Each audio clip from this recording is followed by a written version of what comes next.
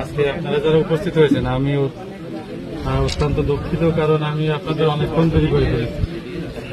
কারণ সকাল থেকে প্রোগ্রাম শুরু করেছি, যেখানে যাচ্ছি সেখানে আটকে যেতে হচ্ছে। যারা আছে সঙ্গে তারা জানে।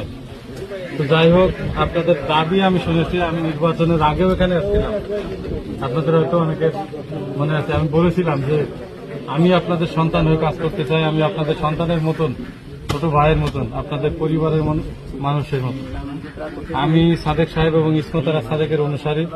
তাদের যে স্বপ্ন ছিল যে কেশবপুরকে একটি মডেল কেশবপুর হিসাবে গড়ে তোলার জন্য আমি সর্বোচ্চ চেষ্টা করে যাচ্ছি।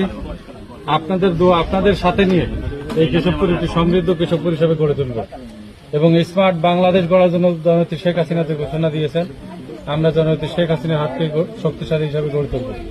আপনাদের